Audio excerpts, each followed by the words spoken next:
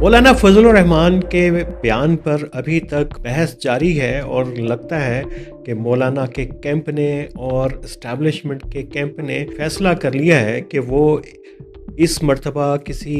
एक फरीक को बिछाड़ के रहेंगे। कोई इसको जोड़ रहा है कि मौलाना को चूँकि इस मर्तबा इक़्तिदार नहीं मिला और वो इस्टेब्लिशमेंट से इस वजह से नाराज़ है। अगर ये वजह होती तो ये गुस्सा तो उसी वक्त आना चाहिए था जब इलेक्शन हुए थे 8 फरवरी के, और उसके बाद मौलाना ने बलूचिस्तान में भी इक़्तिदार से माज़रत कर ली थी। और कुछ लोग ये भी कह रहे हैं कि वो जो ज़ियारत पुलिस के शोहदा के लवाहिकीन थे, उनके हक़ में जो धरना जारी था, उसमें तो इससे भी ज़्यादा तकरीरें हुई। मौलाना की तकरीर तो इतनी ज़्यादा ख़तरनाक नहीं थी, लेकिन मौलाना की तकरीर थी पंजाब में। रियासत पाकिस्तान ने अपनी जिस जहाद पॉलिसी के ऊपर नज़रसानी की है और उसकी जो पॉलिसी अफ़गानिस्तान से मुतल्लिक बदली है,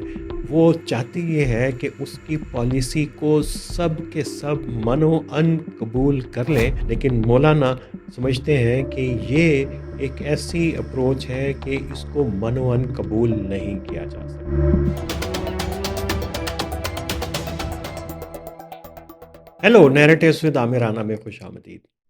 मौलाना फजल रहमान के बयान पर अभी तक बहस जारी है और लगता है कि मौलाना के कैंप ने और इस्टेब्लिशमेंट के कैंप ने फैसला कर लिया है कि वो इस मर्तबा किसी एक फरीक को बिछाड़ के रहेंगे। लेकिन ये मामला इतना सादा नहीं है जो मामला इस्टेब्लिशमेंट और मौलाना के दरमियान जारी है। इसके कई पहलू आपके सामने आ रहे हैं। कोई इसको जोड़ रहा है कि मौलाना को चूँकि इस मर्तबा इक़्तिदार नहीं मिला और वो इस्टेब्लिशमेंट से इस वजह से नाराज़ है और उनके गुस्से की ये वजह है। अगर ये वजह होती तो ये गुस्सा तो उसी वक्त आना चाहिए था जब इलेक्शन हुए थे 8 फरवरी के, और उसके बाद मौलाना ने बलूचिस्तान में भी इक़्तिदार से माज़रत कर ली थी। और इसके लिए तो और भी बहुत सारे पाकिस्तान में मौके आते रहे जब मौलाना अपने लिए इक़्तिदार में हिस्सा ले सकते थे, वफाक में भी और सूबों के अंदर भी। लेकिन ये मामला इतना सादा नहीं है। बहुत सारे लोग इस पूरे तनाज़े को अभी हालिया बलूचिस्तान में कशीदगी बढ़ी है, उसके साथ जोड़ रहे हैं कि वहाँ जो ज़ियारत में और हन्ना अड़क में जो वाक़यात हुए और उसके बाद चूँकि वो पश्तून एरिया है, मौलाना के ऊपर दबाव डेवलप हुआ, तो वो उन्होंने उस गुस्से के इज़हार को के तौर के ऊपर ये किया। और कुछ लोग ये भी कह रहे हैं कि वो जो ज़ियारत के पुलिस के शोहदा के लवाहिकीन थे, उनके हक़ में जो अ, धरना जारी था, उसमें तो इससे भी ज़्यादा तकरीरें हुई। मौलाना की तकरीर तो इतनी ज़्यादा ख़तरनाक नहीं थी, लेकिन मौलाना की तकरीर थी पंजाब में और कसूर में। और कसूर है बहुत करीब इंडिया के बॉर्डर के और लाहौर के दिल के करीब। तो वहाँ पे जो बात की, तो उसको ज़ाहिर है कि ज़्यादा संजीदगी से लिया गया।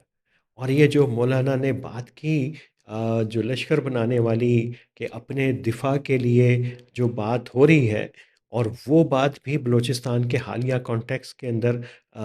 मौलाना ने की और खैबर पख्तूनख्वा के अज़ला में, तो इससे काफ़ी सबक हासिल किया जा चुका है। वहाँ पे इस किस्म के जो लश्कर कशी है और लश्कर बनाने हैं, उससे लोग ताइब नज़र आते हैं, कबाइल ताइब नज़र आते हैं। तो ये बुनियादी तौर के ऊपर ये वो पॉलिसी है, और जो मौलाना की और रियासत की के जो इस वक्त एक चपकलिश जारी है, जो एक इंडिकेट करती है कि रियासत पाकिस्तान ने अपनी जिस जहाद पॉलिसी के ऊपर नज़रसानी की है और उसकी जो पॉलिसी अफ़गानिस्तान से मुतल्लिक बदली है, वो चाहती ये है कि उसकी पॉलिसी को सब के सब मनो अन कबूल कर लें। और लेकिन मौलाना समझते हैं कि ये एक ऐसी अप्रोच है कि इसको मनो अन कबूल नहीं किया जा सकता। सबसे पहले तो आप यकीनन ये जानना चाहेंगे, ख़ास तौर के ऊपर हमारे वो व्यूअर जो अ, अभी की जनरेशन है, कि ये पाकिस्तान की जहाद पॉलिसी क्या थी। ये पूरे 4 दहाई पाकिस्तान की एक جہاد پالیسی تھی جو افغانستان، کشمیر، سینٹرل ایشیا تک چلی، اور اس میں زیادہ تر مذہبی جماعتوں کے لوگ استعمال ہوئے، اور مدرسہ کے طلبہ استعمال ہوئے، اور خاص طور کے اوپر یہ افغانستان کے اندر، اور ریاست کے جو شانہ بشانہ قوتیں کھڑی تھیں، ظاہر ہے کہ وہ مذہبی جماعتیں تھیں، مذہبی لوگ تھے، اور مولانا خود بھی، ان کی جماعت بھی ریاست کے اس پورے منصوبے میں شامل تھی۔ مولانا کے خود اپنے تقریریں ایسی ہیں، خاص طور کے اوپر 1999 میں جب انہوں نے پاکستان میں امریکی شہریوں کے قتل کا فتویٰ دیا تھا، تو وہاں سے لے کے اور ابھی تک پلوں کے نیچے سے کافی پانی بہا ہے، لیکن مولانا ریاست کے ساتھ ہی کھڑے رہے، اور لیکن ابھی جو ہے وہ مسئلہ یہ ہے کہ مولانا کے اپنی سیاست بچانے کے لیے اس کو اس نیریٹو کے ساتھ کھڑے ہونا ہے جو انہیں لگتا ہے کہ وہ اینٹی اسٹیبلشمنٹ ہے، وہ جو قریب تر ہے لوگوں کے جذبات کے۔ یہ مولانا کے جو بیانات ہیں، یہ بالکل ریفلیکشن ہے بلوچستان کے پشتون، بلوچ بھی اس میں شامل کر لیں، خیبر پختونخوا کے جو لوگ ہیں جنہوں نے ملیٹنسی سے اور اس تشدد سے آ، لت پت دہائیاں دیکھی ہیں، ان کے تو دلوں کی آواز ہے۔ تو مولانا نے وہ رستہ اختیار کیا کہ نہیں، یہ نہیں ہوگا کہ جب ریاست چاہے اپنا رستہ بدلے اور شہریوں کو جو ہے وہ بارود کے طور کے اوپر استعمال کرے اپنے توپ خانے کے لیے، یہ نہیں ہوگا۔ تو یہ بنیادی وجہ ہے، اور یہ ایک پوری ایک ہینگ اوور ہے ریاست کی پالیسی کے اندر، اور وہ کہتی ہے کہ اب میری کہی ہوئی بات کو مان لیا جائے، اور اتنی حساس ہے ریاست اس معاملے کے اندر کہ وہ بالکل کوئی بات سننا نہیں چاہتی، وہ یہ بات ماننا نہیں چاہتی کہ یہ ابھی کچھ مہینے پہلے کی بات ہے۔ یہ ریاست آ، ان شدت پسندوں کے لیے، یہ وہ طالبان جن کی حکومت افغانستان میں ہے، یہ ان کی حمایتی تھی، ان کو اقتدار میں لانے والی تھی، ان کے مذاکرات کو فیسیلیٹیٹ کرتی تھی، اور پاکستان میں جو مذہبی اور جہادی جتھے تھے ان کی سرپرست تھی۔ یہ تو ابھی کی کہانی ہے، اور اس وقت بھی جب ریاست برے طالبان، یعنی ریاست کی ایک پالیسی تھی کہ جو ریاست کے خلاف لڑتا تھا اس کو وہ برا سمجھتی تھی، اور جو نیٹو کے خلاف، اور نیٹو بھی دیکھیے کہ پاکستان کا اتحادی افغانستان میں خلاف لڑتی تھی، اس کو اچھا طالبان پاکستان میں ریاست ریاست کا میڈیا اس کو پینٹ کرتا تھا۔ تو اب وہ جو برے طالبان کے خلاف ریاست نے بڑے تجربے کیے اور لوگوں کو اکسایا کہ کھڑے ہوں ان کے خلاف جو آپ امن کمیٹیاں بنائیں، لشکر بنائیں، اور وہ بنے، اور لیکن پھر ان کے ساتھ کیا حشر ہوا یہ ہم بتائیں گے کل، کہ پھر ان پیس کمیٹیز کو آ، شروع میں ریاست اسلحہ دیتی رہی، اور بعد میں اسلحہ واپس لیا گیا، اور جب اسلحہ واپس لیا گیا تو کچھ اچھے طالبان اور کچھ برے طالبان دونوں نے مل کے ان امن کمیٹیوں کے لوگوں کو چن چن کے مارا۔ تو ایک مرتبہ پھر ریاست کہتی ہے کہ جو مجھ سے ہوا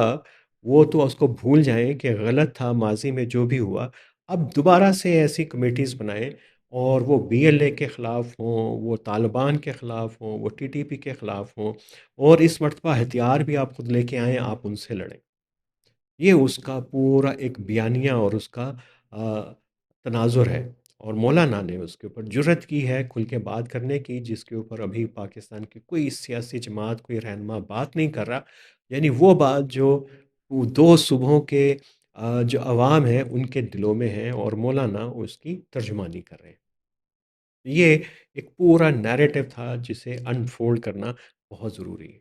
اب اس میں آپ بے شک اس کے سیاست کو دیکھیے کہ مولانا کو اس سے کتنے سیاسی فوائد حاصل ہوں گے یا نہیں ہوں گے، لیکن مولانا ڈٹے ہوئے ہیں اپنے بیانات کے اوپر، اور مسلسل مطالبہ کر رہے ہیں کہ جو لوگ اور جو جرنیل، جو ادارے ان کے خلاف ان کے کردار کشی کی مہم چلا رہے ہیں، وہ ان سے معافی مانگیں۔ دوسری طرف ریاست کہہ رہی ہے کہ مولانا معافی مانگیں کہ اس سے شہدا کی توہین ہو گئی ہے۔ یہ بھی ایک بہت ہی تحقیق طلب معاملہ ہے، بلکہ تحقیق طلب کیا، اس میں تو آپ کو صرف جو ابھی حالیہ دنوں سے مراد کہ تاریخی حوالے سے، کہ ابھی جو کچھ سالوں پہلے کچھ کتابیں لکھی گئیں، اس میں خود جو ریٹائرڈ فوجی افسران ہیں، جرنیل ہیں، وہ کن کن باتوں کا اعتراف کر رہے ہیں۔ تو مولانا کا یہ بیان تو اس کے سامنے کوئی حیثیت بھی نہیں رکھتا، تو اس کو آپ جا کے تاریخی حوالے کے طور کے اوپر دیکھ سکتے ہیں۔ بس اس میں بات یہ ہوئی ہے کہ چونکہ ریاست کا ایک عمل جاری ہے، وہ کہتی ہے کہ میں ہارڈ ہو رہی ہوں اور ہارڈننگ کا پروسیس ایک چل رہا ہے، سخت ریاست بنتی جا رہی ہے۔ تو جب سخت ریاست ہوتی ہے تو اس کے آ، کی حساسیت بھی بڑھ جاتی ہے، اس کے ناز رکھنے بھی بڑھ جاتے ہیں۔ وہ چاہتی ہے کہ اس کی سختی کے اوپر کوئی اعتراض نہ کرے، اس کے غصے کے اوپر کوئی جو ہے ناک منہ نہ چڑھائے، جیسے وہ چاہے ویسے کرے، بس باقی سب لوگ بے چون چراں اس کی بات کو مانتے جائیں۔ لیکن مولانا جو ہے اپنے بیانات کے ذریعے اس کی سختی کو بھی جو ہے وہ ٹیسٹ کر رہے ہیں، اور اس کی حساسیت کو بھی ٹیسٹ کر رہے ہیں۔ تو یہ ادارے کی پاکستان کے جو نظام ہے، جس کو لوگ ہائبرڈ کہتے ہیں، لیکن فریڈم ہاؤس اس کو پاکستان کو باقاعدہ اس کی جو ہے ڈکلیئر کر چکا ہوا ہے کہ ہائبرڈ رجیم سے بھی نچلے درجے پہ سیکیورٹی اسٹیٹ کے درجے پہ پہنچ چکی ہے پاکستان کی ریاست۔ تو سیکیورٹی اسٹیٹ بھی جو ہے وہ اپنے رویے میں بہت ہی سینسٹیو ہوتی ہے، لیکن غنیمت ہے کچھ لوگ ہیں پاکستان میں، مولانا فضل الرحمان جیسے، جو کم از کم ریاست کی حساسیت کو تو چیک کر رہے ہیں۔ تو یہ تھا آج کا ہمارا نیریٹو، اور کل ہم ایک آ، پہلو آپ کے سامنے لائیں گے اس پوری ڈسکشن کا، کہ ابھی تک پاکستان میں یہ تاریخ کیا ہے لشکر کشی کی، وہ اس پاکستان میں ہو، وہ قبائلی علاقہ جات میں ہو، وہ بلوچستان میں ہو، اور کب کب کیسے کیسے کس طرح کے ایڈونچر کیے گئے، لشکر بنائے گئے، اور وہ پھر ان لشکروں کے ساتھ ہوا کیا، یہ کل ہم کریں گے انفولڈ نیریٹیوز ود عامرانہ میں۔ تو جڑے رہیے ہمارے ساتھ، خدا حافظ۔